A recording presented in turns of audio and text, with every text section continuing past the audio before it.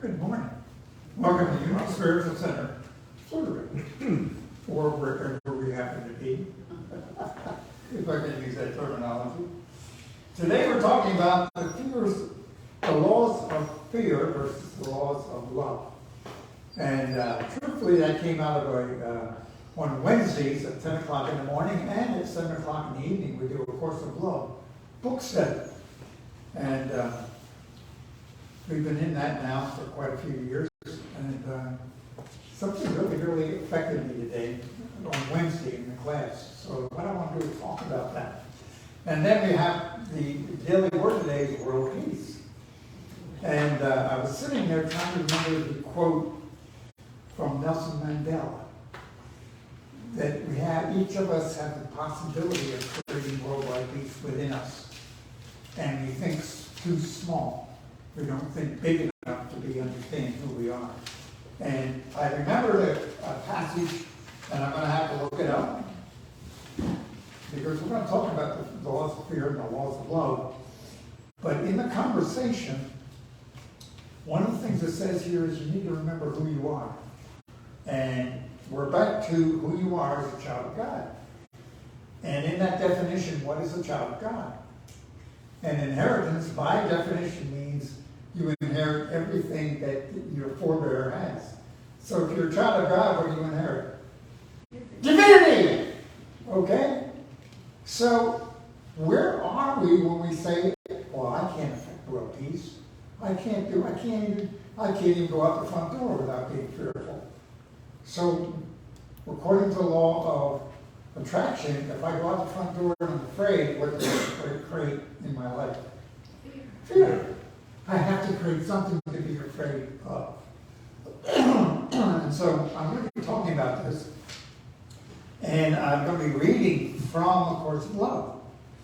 So one of the things that really affected me was the laws of fear are the laws of struggle, limits, danger, and competitiveness. So anybody agree we're trained to struggle? I can remember being told, don't get your hopes up, boy, you're going to have to work hard all your life. And, they go, you're going to retire, get a cold watch, and everything will be wonderful, and then you'll die or die. So we are trained in struggle, okay? It also says what the laws of fear is limits. Anybody agree we have limitations? Mm-hmm. You can only do so much. When you get to reach a certain age, you can't do this anymore. Or you're too young to do that. Or you have to be 18 to do this. Or there's all these limits. And I'm not saying anything other than we are trained to be in limit. The human consciousness has set a set of rules. One of the perfect examples is the 4-minute mile, if anybody remembers that. Nobody could run the 4-minute mile. It was impossible. Physiologists said, no, it'll never happen. Roger Bannister broke the 4-minute mile, and in the same year, 6 other people did it again. Because the consciousness had said, oh, maybe it's possible. So what else are we limiting ourselves in? And you think about world peace, then this says world peace is possible if you believe it's true. And if you believe you have the consciousness and the ability to affect that. Now, there's an interesting metaphor in the physical world. Anybody ever heard of stem cells? Yeah. Okay, it's a whole new area of research in case you're not familiar with it. But stem cells are those cells that they do not have any purpose until they are put into the body or they become part of the body. And then they say, oh, I'm a stomach cell, or I'm a blood cell, or I'm a brain cell. And then they grow, they become that cell. So it's a source of new cells. And most of us know that as you age, cells die, right? And the problem is once the cells die, if there's not new cells to regenerate, to replace, the body slowly deteriorates, okay? But if you can revitalize the stem cells that are within you, they redo it. And there's all kinds of research going on. And, I'm going to be open with you. My understanding is a lot of I'm being careful. A lot of the pharmaceutical companies are holding that stuff back, but there's major stuff. A lot of the athletes they're regrowing joints, they're doing all kinds of things through stem cell. Okay, now, it was controversial in the beginning because they found it in the placenta, which if you stop and think about it, in conception, there's two cells get together and form a third and fourth and fifth cell. And each of those cells is actually a stem cell because somehow there's a code in there that tells them, okay, you're going to do this and you're going to do that. And so if we can get to those original stem cells and let the body say, okay, go do this, we can actually regenerate who we are. So the key is, you ready? The pattern for that is already in your body. And all we have to do is learn how to access it, which is what's happening in the world today.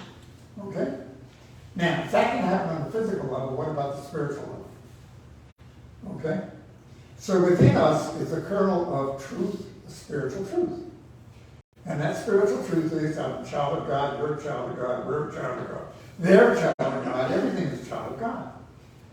Anything that animates. The Buddhists talk about sentient beings. Those are beings that move and have feelings. Okay? And if that's true, then we all have that innate ability to affect world peace. Because if you're a child of God, what don't you have? See, in other words, if you want to make yourself small,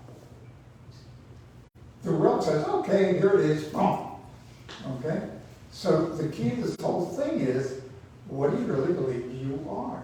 Who are you? So I'm going to go keep reading here. You ready? So I got so far here. Struggle limits danger. Anybody agree? Danger, danger, danger. Oh my God, you can't go outside. You have to wear a mask. Or you're going to die. Okay, there's fear everywhere. I go out the door and Madeline tells me, drive carefully. Anybody else believe the bit that do that? You see, we are programmed to be fearful and protect ourselves and protect our family and protect our lives around us. And if you do that, this will happen to you. So there's all kinds of these consequences. We've been trained that if you do that, this is going to happen, so don't do that. I don't do that, Robert. I just don't let you go out. You think she's kidding. You don't invite me anywhere. She's coming with me. But it's so ingrained in us we don't know.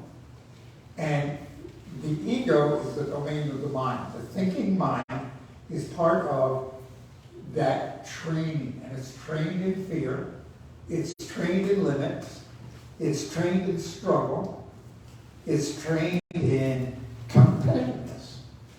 Now, isn't that interesting? Because we're trained that competition is a glorious human trait, and we have to use it. However, when you compete, what is your thought? I'm going to have to struggle to get there. Or I'm going to have to compete with you for the last book. Or I'm going to have to compete with the world because of this. Or it's unfair out there because I'm too old now. I have, whatever the belief is, that pattern overrides the innate laws of love. Okay? And we have learned that, and that's ingrained in who we are. So, and that's pretty much it. But now the laws of love are laws of, you ready? Peace. Now, it was interesting to me. Terry was talking about peace, world peace. Val was talking about peace and love. What is peace? What is the energy of love? And would you agree we really don't know?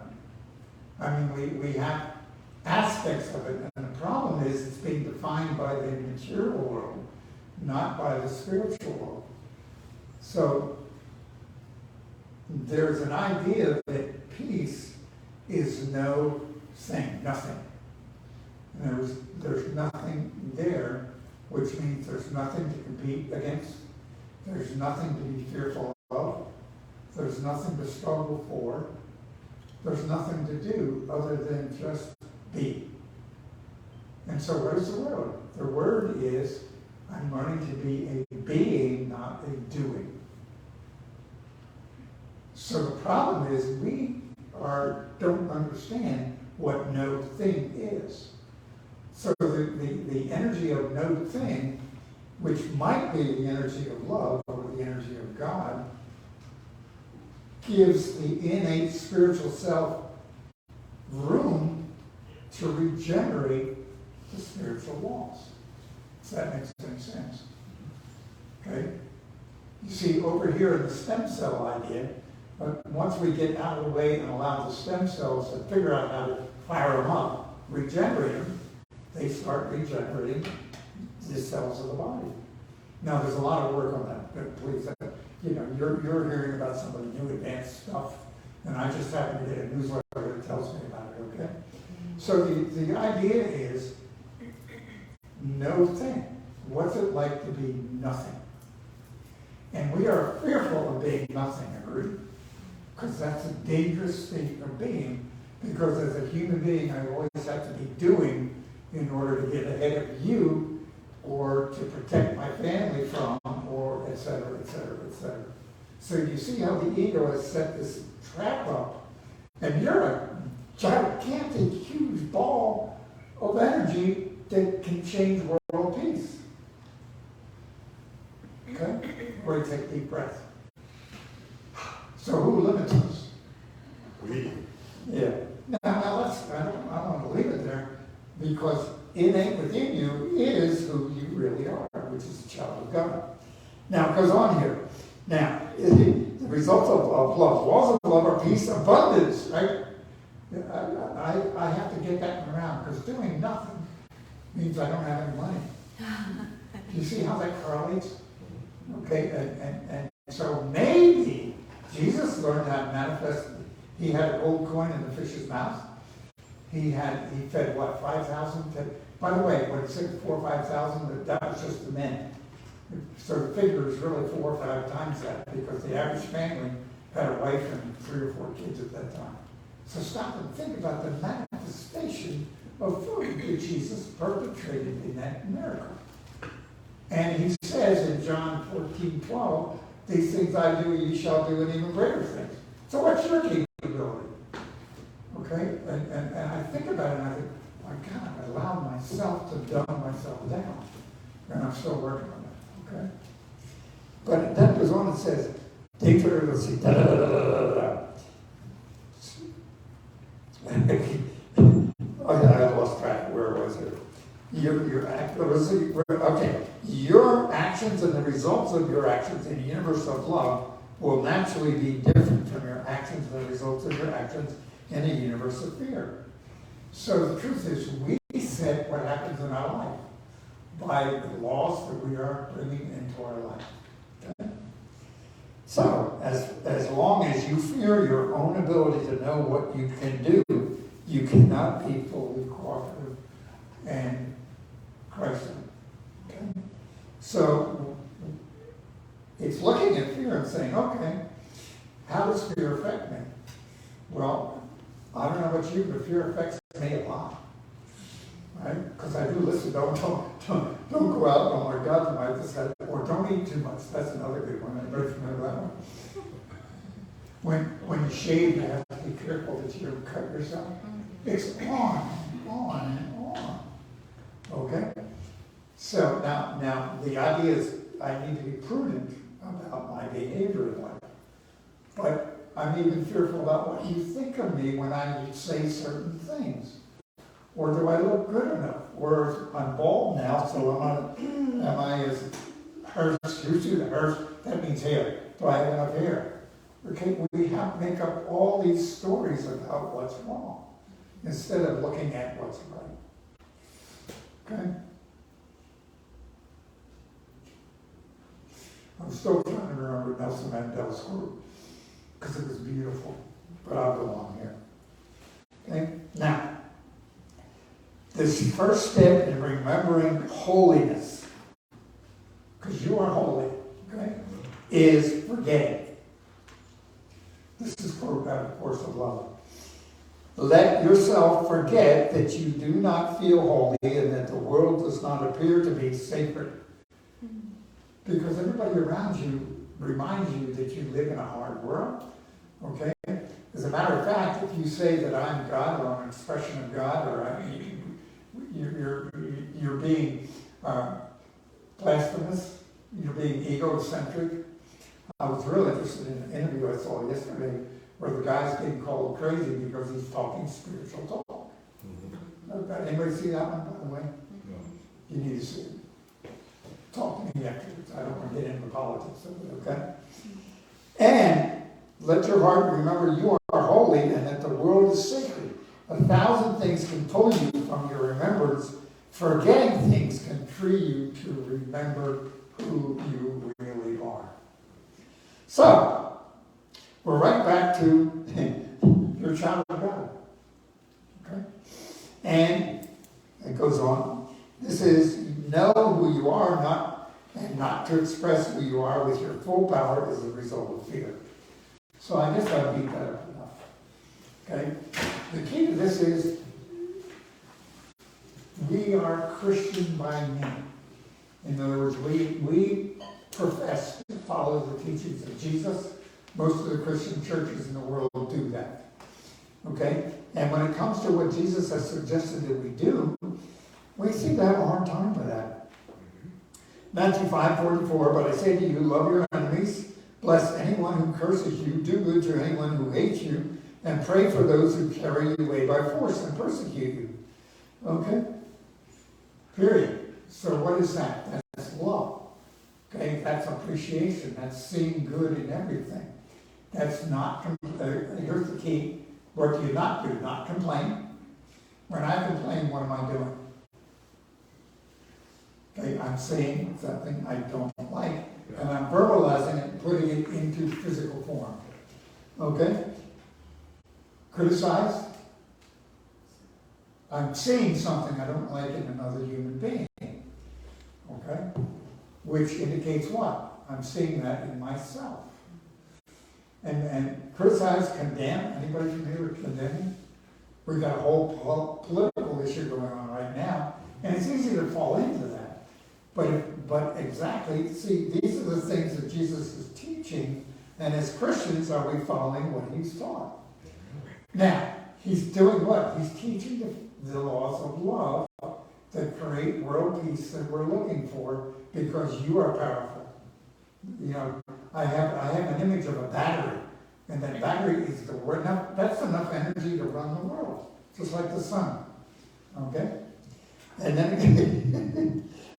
and it goes on. For if you love only those who love you, what reward will you have? Do not even the tax collectors, okay, do the same thing. So anybody familiar with tax collectors? I say IRS, how do you feel? Oh my God. But has anybody been through one of them? You want to learn how to hate in a hurry, okay? So these are all things that confront us. And if you follow Jesus' teachings, you become Pollyanna, you're being blasphemous, or all these things that were made up of the world to try to keep us where we are. Then, what's interesting is later, he says again, he was asked, teacher, what is the greatest commandment in the law? And Jesus said to them, love the Lord your God with all your heart, with all your mind, and with all your mind, and with all your mind, and mind indeed. So he is saying, ego mind, change it to love, which is no thing. So you have no God, you have no hate, you love everybody, and you don't think. You see the trap in thinking is where the problem occurs. Then it goes on. This is the grace in the first commandment. And the second is like to love your neighbor as yourself. Period. Now, notice it doesn't say what color they are. It doesn't say what sex they are. It doesn't say how old they are. It doesn't say, anybody hear any qualifications? Mm-hmm. You know, only people in Pflugerville. Or around Rock. I'm sorry, you're on the page. Oh, that's right. You guys are good. No, you're not. You're fine. Leander, yeah. You see how silly that is? Okay, but yet that's part of the human experience. So we've been trained in all this. Now, folks, the key is key. It's so deeply embedded within our consciousness that it takes time to change that.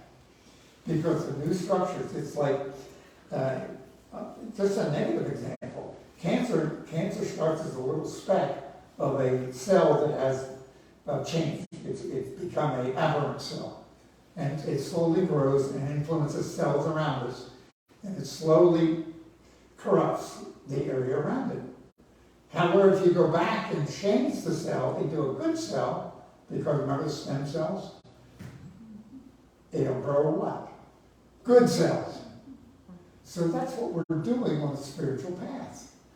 Okay, and that spiritual path is ready, having fun, being joyful. What's it like to be blissful? What's it like to be joyful? What's it like to see each other and be so excited about seeing each other? What's it like to be happy with life? Do you know, by the way, happiness is not something to learn. Happiness is something to do, to be. So all these things are things that we can begin, and it takes time for that cell to slowly perpetrate into goodness. So let be transformed by the renewing of what? Your mind. Right? And for years, and I've said this I think last week, I decided that if I did affirmations, I would write affirmations, that I could change my mind. But what I realize now is the change is already innate within me. I don't have to do that. All I have to do is start going into the silence, spending time with you, spending time in an environment where I am still and allowing that stem cell of the Christ to slowly start changing the structure within me. Okay? Maybe even start growing hair. I don't know. Okay? And it's like we need to lighten up. You're a child of God. What would it like to have everything you could possibly want? What would it be like to have endless joy, peace? Okay? And yet, you now know, remember we talked about vision and imagination? So instead of imagining things that we don't want to criticize, condemn, or complain, we come over here and imagine peace and joy and living in love. Even losing weight. So see, we wear ourselves into this. Anybody agree? And I'm in this category. If once you gain weight, your thought is, I can't lose this. Mm-hmm. So you keep hurting, I can't lose it. I don't know, I'm off of the tangent. The one I don't like is when people say, oh, I'm starving. Yes. You're really not at all starving. And Yeah. don't affirm them. Yeah, your psyche is saying, okay. You remind me of we had a friend years ago, and he would talk about Aladdin's lamp. We have Aladdin's lamp. Everything you say, you create. So if you say, oh, I'm starving, the lamp says, okay, here it is. Yes. So in our unity prayer class, the teacher brought this up, and he said, one of the worst events is saying, I'm sorry. You are. Use the words, I apologize. Then first say that you're sorry. That's me. I do that quite a bit. I do. Because I don't want to offend you. We were told to do that. Yeah. That's the point. Over and over Yeah. and over and over and To over. be a good boy or a good girl, you must have these characteristics, and you must toe the line. And if you don't do it, you're selfish and inconsiderate. And Yeah. So it's on and on and on. So what kind of blank do you have? Okay, and it's really, what are we saying? What are we thinking? And Jesus very clearly said, what you think about is what you create. And if you really want to emphasize it, then you talk about it. Okay, which is what you were just saying and what she was just saying. Okay? Now.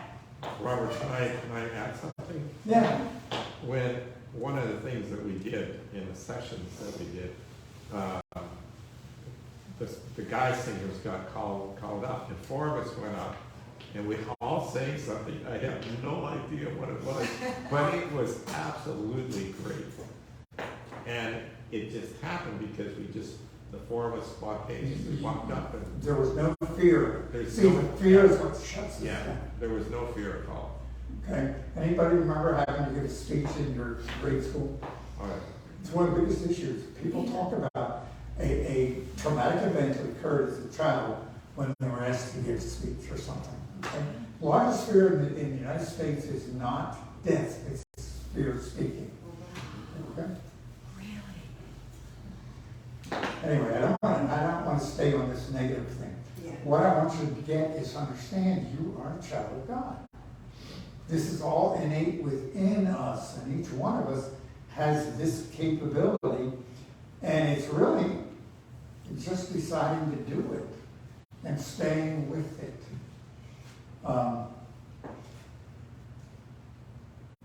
In business, in life, in family, anybody agree that all you want to do is have your family perpetrate things that create good? In other words, you want children, the idea is lead them in righteous ways. Well, the only way to do that is model righteous ways. So once we start on that, then the slow change occurs.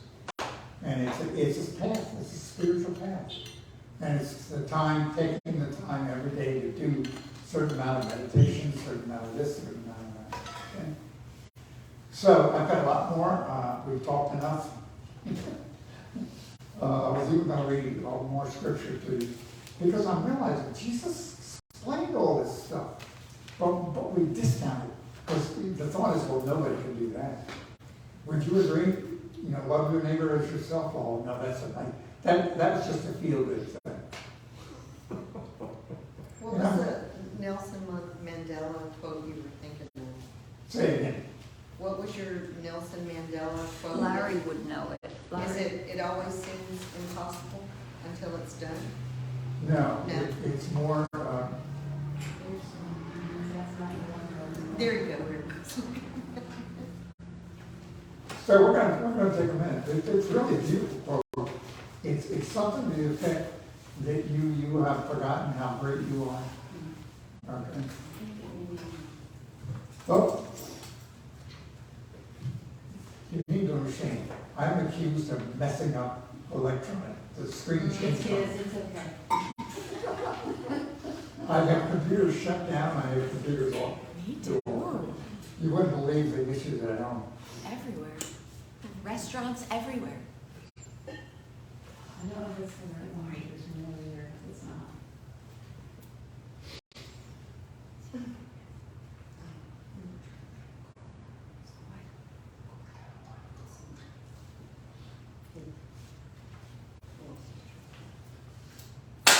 You can look for it as we go on and do all of those steps. It's not coming. I will find it. Okay, see what happens when. Well, you better, because now, see, you got us all. No, it's a beautiful quote. Mary Ann Williamson is the one that said it, okay? Okay.